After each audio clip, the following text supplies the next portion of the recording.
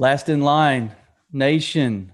Welcome to the first episode in April of a new theme called Mythology. We're going to talk about what is true.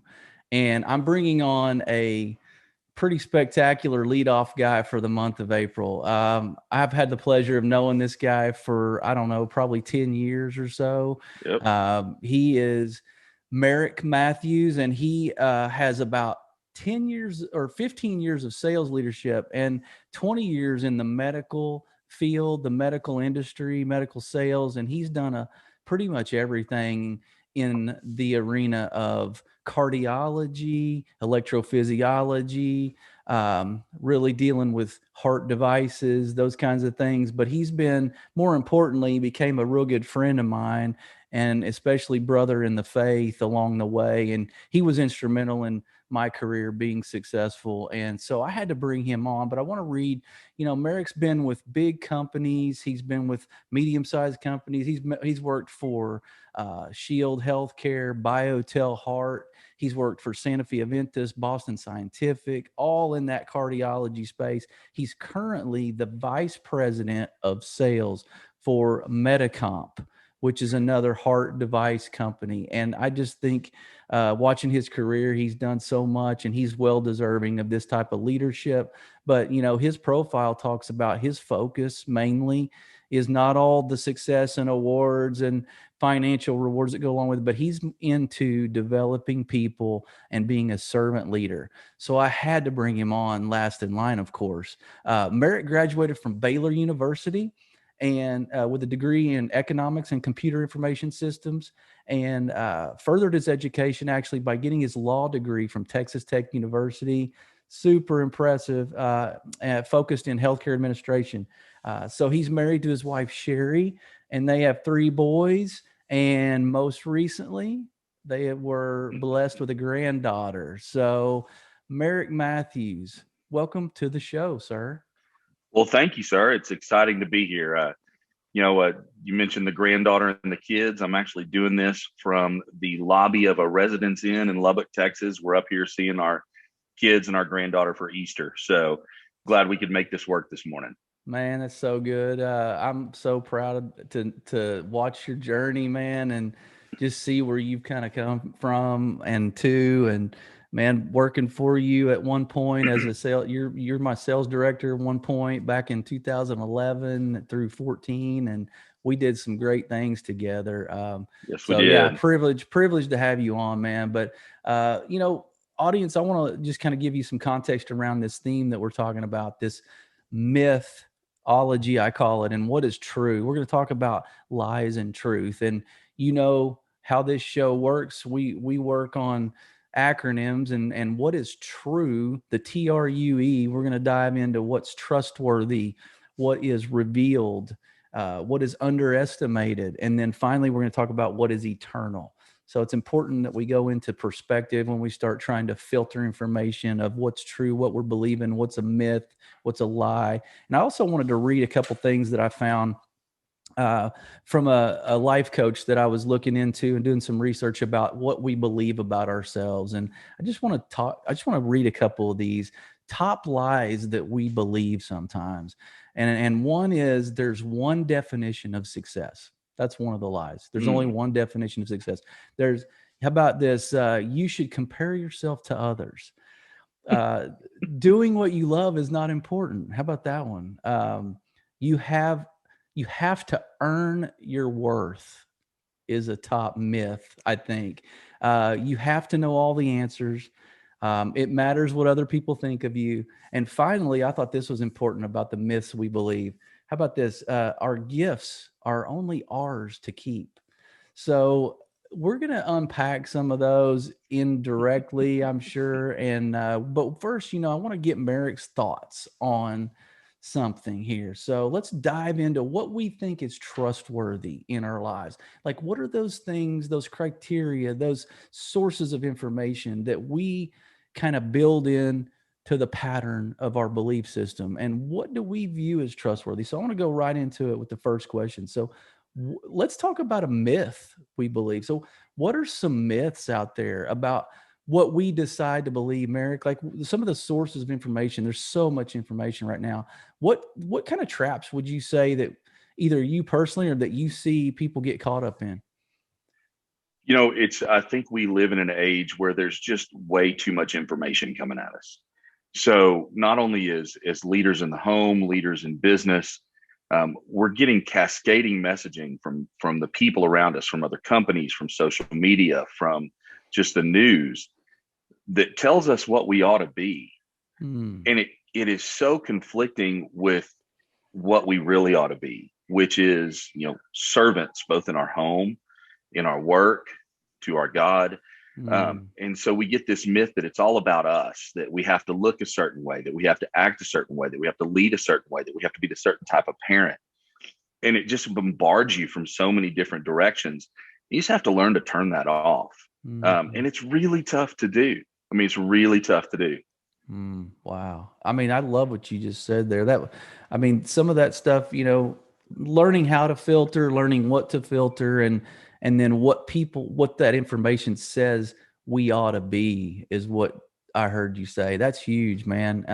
Because that can really, those kind of lies can sort of get twisted in and get us going down a path that leads to a lot of other collateral damage when it comes to emotional and spiritual anxiety or just flat out deception. Um, And John, it's so easy to listen to what other people have to say about you. And mhm, I think that's such a trap for men, especially, mm, because, like it or not, we define a lot of who we are by the job that we do. By the parent that we are, mhm, by the leader that we are, the person we are at work. And it's just really dangerous because it becomes easier and easier to listen to what people have to say about you. mhm, And I think a turning point for me in trying to filter this stuff out was probably about 5 or 6 years ago. The pastor at our church, his sermon, the central theme of his sermon was, "It's none of my business what other people think about me." And mhm. it was only when I started really filtering that and using that I started just, I really stopped caring what other people think about me. They're not what matters. Wow, that's so good. Because, like, especially with as much success as you've had, and then even recently getting, promoted into a role that, I mean, you're in a national spotlight. You're Mm-hmm. carrying the load of really the direction of the sales organization that you work for, and you're building a blueprint for the future, of this company Right. when it comes to sales, and that's a big load to carry. So I could see where some of those external voices and some of the noise can impact us. And even in a smaller scale, we just every day in our everyday lives can turn on the TV and hear about how awful parents we are, or hear about, Mm-hmm. oh, our next generation's going down the wrong road. Our kids are terrible. We can hear so much. So yeah, I mean, I think, why do you figure some leaders struggle with, I guess, being trustworthy? So we're trying to exhibit that characteristic too. Like, we only Right. not only want to receive from trustworthy sources, we want to be that. So Sure. as leaders, where do we struggle? Where do the waters get muddied at all when it comes to that? John, I think it's a great question. There are times in leadership where it's really hard to be honest, Mm-hmm. especially when you're trying to um, preserve somebody's feelings. Right. Yeah. I think a lot Right. of people in business leadership, they just don't care how other people feel. It becomes more and more difficult when you know that the things that you do, especially when it's like performance management, or you're Mm-hmm. managing somebody out of an organization, which we know not every job's a fit for everybody. It Mm-hmm. becomes really difficult to be completely honest in those situations to preserve feelings. Um, I think that's something that as leaders we have to really work on, is how do we have those conversations that are tough, that are deep, that are emotional, and still be completely honest in the entire situation. It's easy to fluff things. It's easy to try to stay on the surface, but at the end of the day, that's not who we're supposed to be. No, no. And I can only imagine some of the conversations you've had to have, and I've had in the past in leadership, and, even all the way down to parenting. We're trying to trying to preserve our kids' feelings too. But at the same time, the Bible talks about that discipline component is huge, and we're not doing them any favors if we're not speaking the truth in love, of course. But I mean, sometimes it is brutal honesty, I guess, for lack of a better term. Well, and I think it becomes difficult too when you work for an organization that doesn't value honesty. I've had the privilege to work at a lot of different places in leadership roles, and some of them, honesty is just not a piece of the puzzle for the organization. It's a lot of smoke and mirrors. It's one of the big reasons I am where I am right now, is because I saw in the leadership at my current organization folks that were honest and open and willing to manage an organization in that way. Yeah. Wow. Yeah. No, that's a huge criteria, because sometimes when we're checking boxes of who we want to represent in our professional lives, that can get a little skewed in the list of priorities on what we make choices based on. And I think that's a huge factor, is like, what's the culture? What's the integrity of the leadership? And, because eventually that's going to trickle down, and eventually it's going to affect the direction of the organization. Absolutely. And I think it's easy later in your career to make those decisions where you work for a company because of their culture and you're not chasing a paycheck. Yeah. I think it's easy to get caught up in chasing money and, hey, I'm going to leave and go to this place because I'm going to make an extra $10,000, $15,000. And I'm selling my soul to do it. At some point, you just have to make the choice that money's not the biggest thing in what we do.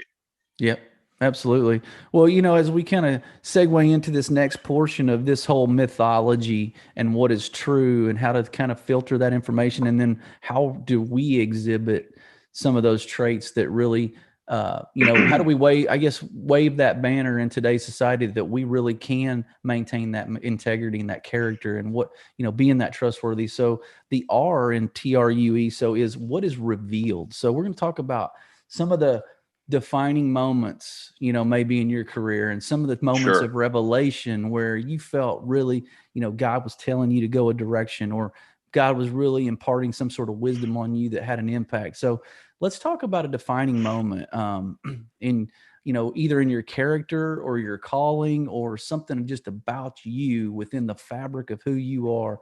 Have you had, probably not just one, but can you think of one defining moment? Absolutely. So I can think of a couple of them actually, and one of them actually involves you. So I moved into sales leadership in about 2010, and you and I were in the same organization. We were both at BioTel. I moved into sales leadership because I thought it was the natural progression of my career. Right. I've been a really successful sales rep. So every successful sales rep thinks, well, I need to be a manager. And the reality is it's a completely different skill set. And so I move into this leadership role with no training. And it's just, hey, go do what you do. And wow, it was incredibly difficult. There were times where it was a spectacular failure. But there were two things that really defined who I wanted to become as a leader. And the first one involves you. So you came into my team here in Texas, and we rolled out a new program. You were the first one to jump on it, and you wound up being sales rep of the year.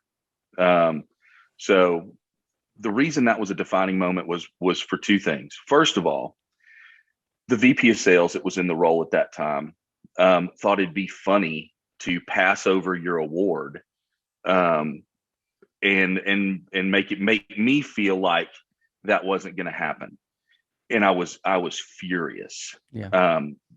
Because it was something that you had worked towards, and I felt like you were getting, the short end of the stick. And what I figured out, and I remember vividly that after you walked up on stage and got your award for being sales rep of the year, you and I went outside the doors of the ballroom and we prayed together. Yeah. That was a defining moment for me, because that was when I really figured out that it wasn't about me. My success was the success of my people. And so that really shifted my leadership to, hey, I'd rather see my people win than win personally. The second piece of that was 2015. I was still managing, same company, same, a team that had a different dynamic, some of the same people you worked with, some people that weren't. And President's Club at that organization was the top 10% of the sales force, so 10 people, and then the top manager. And in 2015, I set my goal as getting the most people on my team as I could to President's Club. And in 2015, 5 of the 10, 50% of the people that went on that trip were from my team. And so, both of those things were such building blocks to the idea that my success is secondary to my team's success, and I'm only successful through theirs. So it really put me on that path of that idea of being a servant leader. The more I do for my team to see them be successful, that rolls downhill to me, and I'd rather them be in the spotlight. So those are a couple of pretty defining moments, defining moments. I mean, that's huge. And I remember like it was yesterday, that instance that you're talking about where we had a great success that year. And I remember you going to bat, and I remember exactly where we were when we prayed after that. And I think that's huge, because 2 things stood out to me is that, first of all, in all of that chaos and all of that success, we paused and invited God into the situation and gave him glory, and we're grateful for that. I think that stands out. And the other one that stands out is that you just did a shift into how you saw leadership, and that trickles down into, fast forward right now, the blessings and the rewards that you've gotten based on that philosophy. And I think that's for somebody listening. Like, I think somebody in the audience is in that position of leadership, and maybe they have always just been about,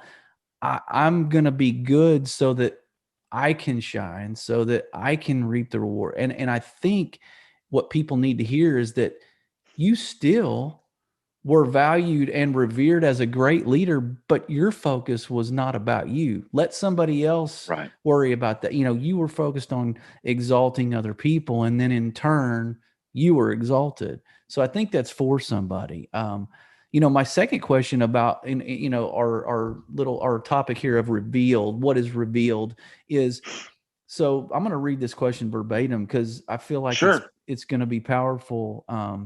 What you have to say. So what do you feel God wanting to reveal to our generation of leaders and the legacy he designed as, for leadership? Because I think right now, some of leadership is a little twisted based on, if we're doing a comparison of how God drew it up in the original blueprint, right? I think we've twisted it, we've skewed it. So talk about our generation of leaders right now, and maybe aside from servant leadership, because that's probably, I would say, the biggest thing. What else do you see could need to improve maybe? Oh man. It's really different right now. I think we all see it. There's a new generation coming up in the workforce, right? And I call them that everybody gets a trophy generation. I'll hire somebody, it's their first sales job, and 6 months in, they're like, hey, when am I going to make 6 figures? When am I going to be the CEO of the company? We've got these folks that think that it's really gotten to the point where they feel like leadership is just a natural progression for them. Their parents or whoever has told them, pardon me, this is what you ought to be. This is who you ought to be. And it's just, that's not everybody has the skill set. And I think that translates into our faith and into our churches as well. You've got people that are running towards leadership positions that are ill-equipped for them. Right. They haven't prayed on it. They haven't thought about it. They haven't tried to figure out, am I the person to do this? They just jump at it because they want to be in the spotlight. And so I think when we get back to how God designed leadership, God didn't design leaders to be in the spotlight. Right. God designed leaders to work on the fringe and to move the pieces, and to do it humbly and quietly without seeking that exaltation themselves. I love the philosophy of do your job, do it silently, and do it with excellence.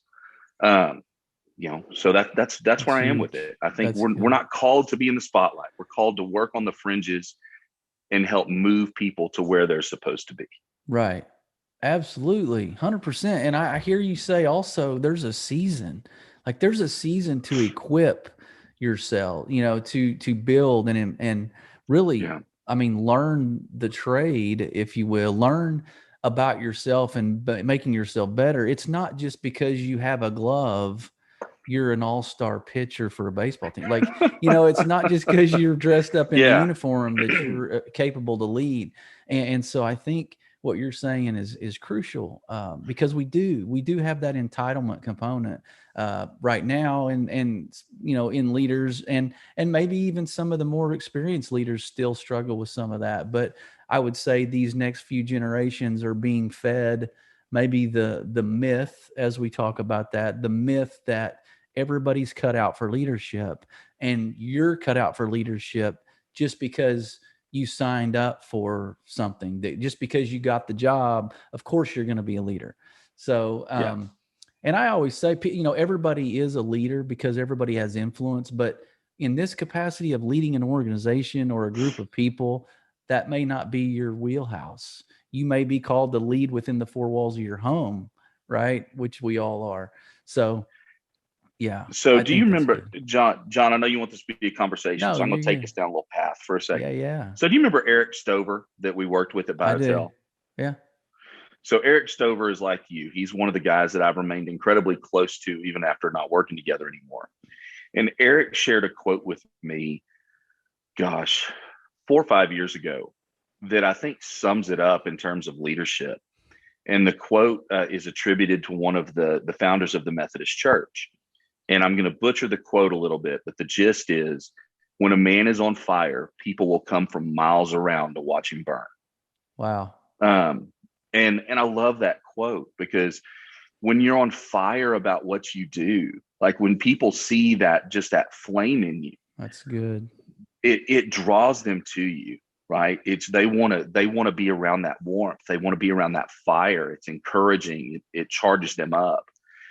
And so, for folks that want to be leaders in the business world, that want to be leaders in a church, that want to be leaders in their family, they've got to be on fire for something, right? Mm-hmm. Hopefully, it's on fire for their faith and for God. Mm, A lot of times, that's not what it is. Um, but people are looking for people on fire for something, because we just don't see that right now. And so, I love that quote for people that are in that's good. leadership positions, no matter where it is. If you're on fire, people are going to come from miles around to watch you burn. That's so good. Lee, that's real good, man. And yeah, I talked about that last month in our, being the hero theme. We talked about being the energizer, and what is your passion? What energizes you? What inspires, so we got to have that spark in us. And I think sometimes just doing the right things over and over, in those disciplines of being a good person and having character and doing the right thing all the time, and it being not a question, like some of that those people will be drawn to that flame, like you said. Right. So, man, that's powerful, and somebody needed that. And so let's go right into the bouncing down the line here of T.R.U.E. Sure. We're talking about what's true about leadership. We got Merrick Matthews here, who's a vice president of sales for a big medical corporation, and he's done a lot of things under that heading throughout his career. He's got a law degree. What Let's talk about what's underestimated. So Okay. we box ourselves in undoubtedly, and we also are sometimes trapped into boxing God in sometimes with some of the limits that we put on ourselves and even him. So let's talk about a time where you may have underestimated God's power, I guess is the word, or Yeah. maybe God exceeded your expectations and you had no idea that was coming. Anything? Yeah, absolutely. So John, I think a lot of times I fall into that category of being a convenient Christian, right? Yeah. Um, I feel like I'm a pretty good bus driver on my own. So when things are good, man, I'm driving the bus. And unfortunately, I feel like the times when I really lean on my faith and I lean on God are when I'm in times of crisis. Mm-hmm. And I really feel over the last 10 years, God's trying to break that cycle, right? He's trying to break me out of that because it's garbage, right? It just is. So I'll go back about actually 3 years. 3 years ago, this coming May, I was in California. I was there for new hire training with an organization that I was with at the time, and my wife Sherry, that you know, Sherry calls me and she says, "I think I'm having a heart attack." Um, Asked her what her symptoms were. She described the classic heart attack symptoms. My wife is not old. She's not infirmed. She's a very healthy, vibrant woman, but she was having a heart attack. So I'm in California. I'm thousands of miles away. I'm telling my wife to go to the ER. She calls me and says, "Yes, I'm having a heart attack. They're admitting me." So, so I go into what I do, which is that's when I say, "God, you got to get me through this." And a couple things. So my prayer became in that time frame, God, get me through the next hour, right? So I'm fearful I'm going to lose my wife, who is the linchpin of my home. Mm-hmm. And so my prayer is, God, get me through the next hour, get us through the next hour. And over about a 4 or 5 day period, John, it was just nuts that when I would say that prayer, minutes after I said that,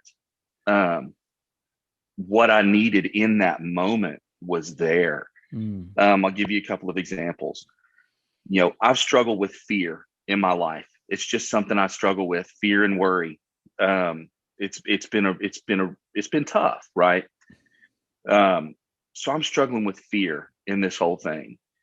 And my prayer is, I'm driving back up to the hospital. I'd run home, take a shower. My prayer was, God, get me through this next hour. I'm so scared. And I happened to turn the radio on to Christian radio, which I rarely listen to. And the song that came on was about dealing with fear. And the line that sticks with me is, at some point, the fear that you have is going to have to face the God you know. And I'm like, okay. And I just laughed.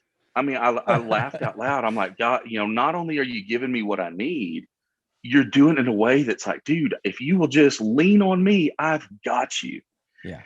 And then the next one in that same thing, you know, we're getting ready to come home from the hospital, and we're sitting on the hospital bed, and my wife's in my arms, and we're both crying. And her words are, God, I don't want this, because, you know, it's a life-changing moment. She ended up having 3 heart attacks over the span of 3 days. And so we're sitting there just in tears, not knowing what's going to happen. And again, my prayer as I'm holding my wife in my arms is, God, get us through the next hour. And at that point, there's a knock on the door of the hospital. And here comes our pastor from the church. And he walked in, and I laughed out loud, because it's like, my gosh, if I will just sit back and not underestimate God, he's going to give me the things that I ask for. You know, and he's going to give them to me in his way. But his way was to have this man come in and comfort us and walk us through that fear. So yeah, I underestimate God on a regular basis, but that situation, Wow. I think he delighted in comic timing in that whole situation. So there you go. God It's an has a sense intensely of humor, personal story 100%. there. Hey, God has a sense of Oh, humor. I mean, I've seen it many yeah. times, because he knows what we'll receive. Like, the message we'll receive, if it's got to be humorous and it's got to be his kind of irony, that he'll use whatever he's got to use. Man, that's powerful, because golly, how many of us are that Christian in crisis kind of person? Like you said, like, I think some of the myth in our spiritual belief system is that, yes, he's powerful. Yes, he's mighty. He's the guy we go when we need something. I mean, he can provide, we like to say most of everything. I mean, even though he can provide whatever we need, but I think we do, instead of in those good times, like when things are going smooth, when we don't feel like we need to ask him for anything, I think we kind of go about our own. We've got this, like you said, drive the bus, 100%. instead of having that conversation with him, even in those times, saying, thanks. Like, hey, Yeah. thanks that I'm not in crisis right now. I mean, I think there's always a moment where we can talk to God, not just ask him for things. Even though he wants us to run to him when we do need things, he also wants to hear about how thankful we are and how grateful we are. And hey, things are going well. And I really, thank Yeah. you. So, John, I think a lot of that comes down to intention, right? mhm, Do we intentionally try to be thankful and talk with God when we're not in crisis? And so that's something personally I've really been focused on doing, is how do I have intentionality yeah, around those conversations? And those conversations don't have to be long. They don't have to be deep. It can be as simple as I found myself recently as the weather's getting nicer. Um, I love being outdoors, right? yeah, And especially this time of year. And I'll go for a walk after dinner. We've built our dream home. We've moved into it. It's in a really beautiful setting. And I found myself just going out for a walk after dinner and just saying thank you as I yeah, walk. yeah, Thank you for a beautiful sunset. Thank you for the ability to impact somebody's life today. Um, finding that time and setting time aside, I think is vital to do that, because we're so busy. We're so busy. I mean, think about it. You and I are doing this interview at 7 a.m. on a Saturday morning, because our days are just so dadgum packed. And so yeah. being intentional about it, I think, has been good for me. I mean, I couldn't have said that better. I mean, that was timely for you to insert that message, because you're exactly right. Because we don't have to really be, we can be, it's different between being proactive and reactionary. Like in crisis, we're Yeah. reactionary and we go, right? We go to the throne. When we have to be intentional, when it's not urgent, then that's on us. We control that step that we take. And I think that's great that you mentioned, because in your prayer, when you were talking about during that trying time with your wife, didn't sound like you had to go into this elaborate King James version prayer, right? You were No. like, just get me through this hour, and boom, there he was. Yeah. And so I think it's important that you said it doesn't have to be super long, super complicated, super formal. Like God's conversational. That's why I love being a Christian and talking to him and just be, Yeah. hey, you know me better than I know me. So that's crucial what you just said. What about when it comes to our own gifts and abilities? You know, because obviously we talked about just a minute ago, we box ourselves in. I talk about that all the time. Yeah. And our fear, our insecurity, because you spoke, I mean, you're Hmm. reading my mail, because I deal with fear, I deal with insecurity. And I think every man does, right? We're Yeah. trying to be Yeah. leaders. I think every leader in the darkest places alone would admit they deal with fear. And so why do we box ourselves in? And then how can we be better at that for somebody that's in that struggle? So I think the first thing you have to realize, that fear is a tool that the enemy uses against us, right?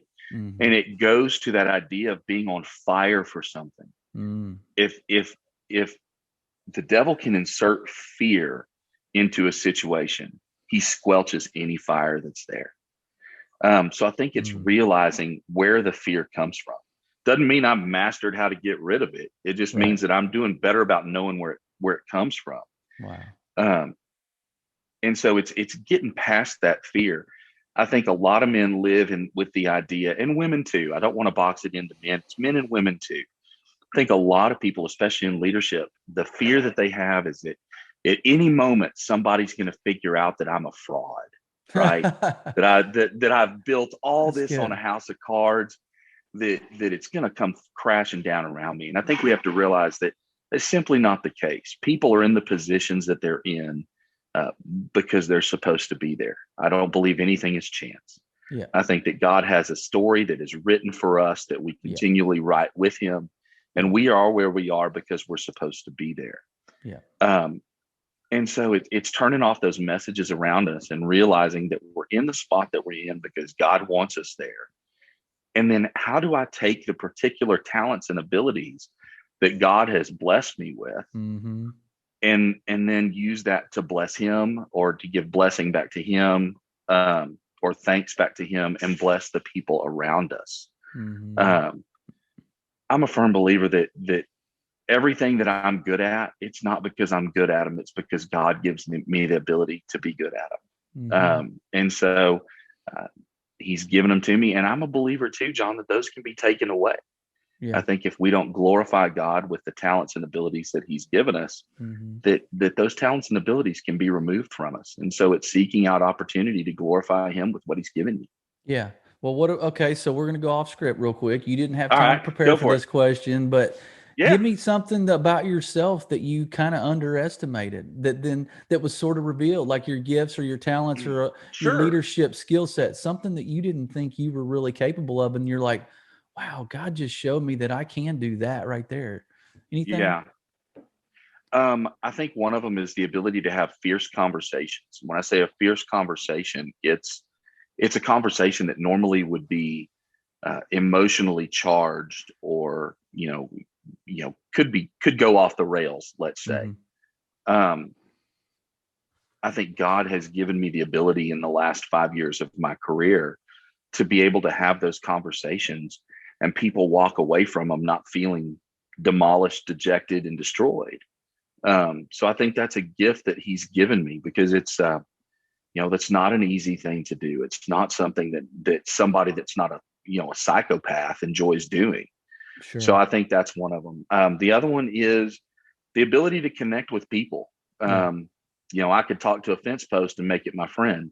I think God has blessed me with the ability to find connection with people very, very quickly, which in a Hmm. sales environment, you and I both know that's a really powerful thing.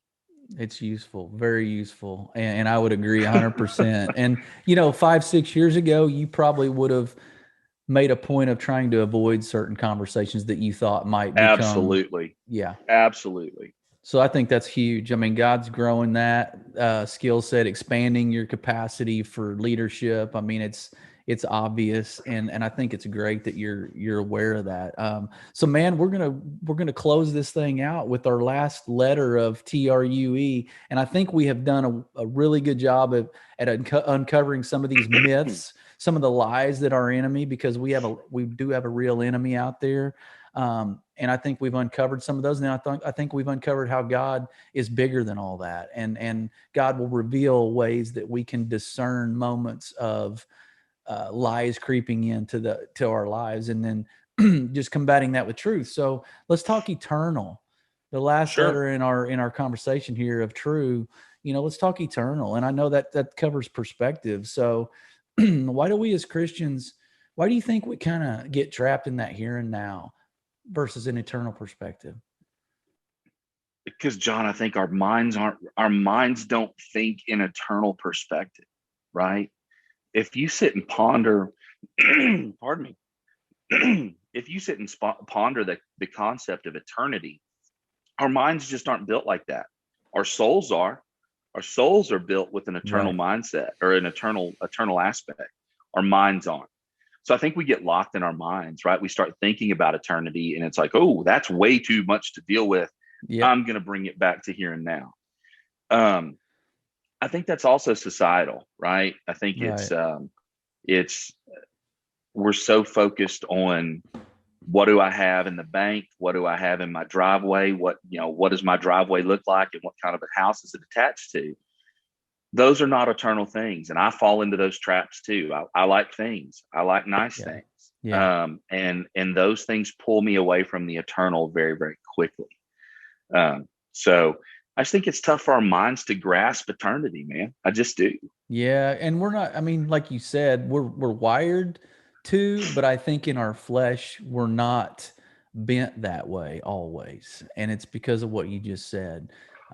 Getting kind of trapped in that mental game and getting in our own way of the here and now and what I Yeah, control, because we like to know we can control what's seen, and the yeah, internal's unseen, right? And so we right. feel very helpless to be able to control. And what I think the refreshing part of that is that we don't have to control it. That's why I think if we get more locked into what is a big picture, we always talk about what's the big picture. So let's talk about a bigger picture of eternity. Like, Yeah, we already know how this ends. So to yeah, me, that should really relieve us of some of the mental burden of feeling yeah. the pressures in the natural. So you shared with me a sermon 3 or 4 years ago that your pastor gave, um, and it was about viewing life as watching the game film. I right? remember that. The game's over. The game's won. All we're doing now is watching the game film. That's right. It's hard. It's hard to live that way. It's hard to live that way. But I think that's a great way to view it. Is, man, we're already in the locker room celebrating the victory. Now we just got to play the game. Yeah. We're doing it in the reverse order of what we think it should be. And I think that's the thing that it's tough to wrap your mind around. Yeah. Is I know I'm part of the victory party, the victory parade. Yeah. But I still got to go play the game. Right. So that's a Right. tough thing to wrap your mind around. Absolutely, man. I feel like, I mean, you know, when you were, like you said, when you record a game and you know the outcome and your team wins, when you're watching the game and you see a setback for your team, you don't get too wound up because you already know they want. So, I mean, in our lives, if we have the eternal perspective and we know that we win, when we have a bad report from the doctor, or maybe our financial budget isn't quite lining up like we want, you know, we still know how this ends. And so we don't have to get trapped in some of that fear and anxiety and pressure that we sometimes do. And it's not, look, I'm not perfect at this. And I will tell you, it's hard to convey a message to the audience that says, hey, just think eternally. You know, when you have a problem today, just think. So it's hard. But anyway, I think that should sometimes give us peace, because, you know, the Bible talks about, this world isn't without trouble. It's not without problems, but there is peace through them. And I think that's what we got to focus on. And so, man, as we get into this big, heavy, deep question at the end, always, you know, every podcast I listen to almost talks about this word legacy. But, you know, in Merrick Matthews' life, I've watched you evolve in this leadership and grow and just become this impact player in these organizations that you're with.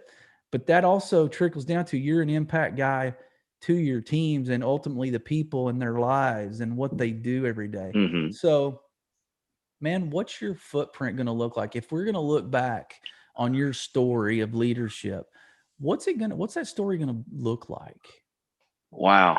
That is a deep one to end on.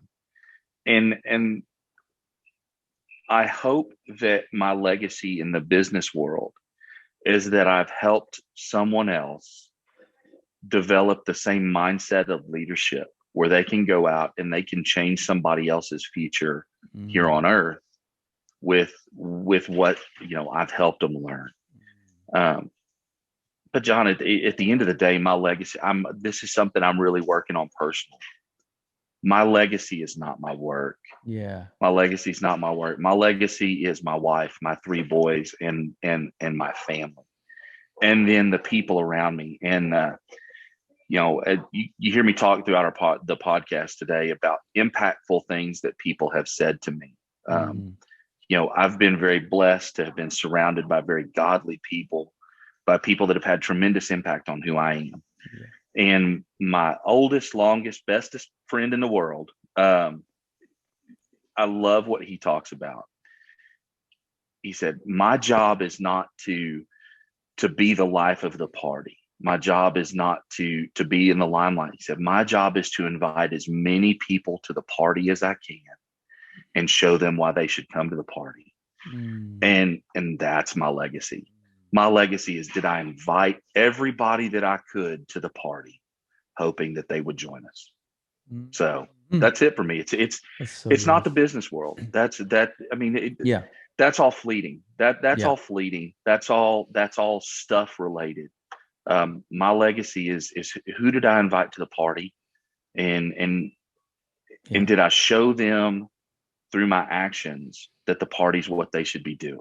Yeah, that's great. That's awesome. I mean, and listeners, I mean, I know there's people out there right now that that's going to be a shift in thinking, most likely, for some folks. You know, maybe we need to adjust sort of what our end game is and what good looks like as a leader. You know, bringing those, equipping people so that they can go and equip others is a huge thing. Pouring into people, investing in people, like he talked about.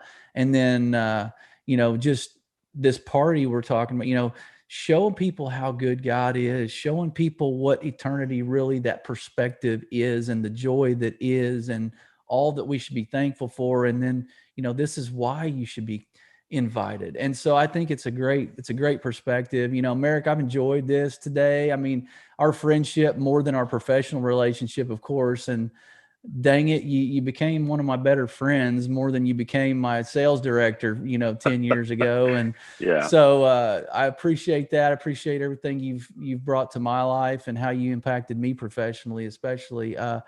But audience, I hope you got something out of this, because I know you did. But I hope you understood this real perspective and saw how authentic Merrick is, and his transparency of his stories and the journey he's been on, because it's real world, and he's grown through some things, and he's gone through some things, and he's always circles back to his faith, and always circles back to being grounded in that baseline of who God is and how good he is, and to really just be seeking him more. So I hope you got that. I hope you wrote it down, listen to it again. And so, you know what? We're going to have a great month. He started this off. He raised the bar high, the expectations high for April, the myths and the truths. So I hope you got something out of that. Until next time, audience, be blessed.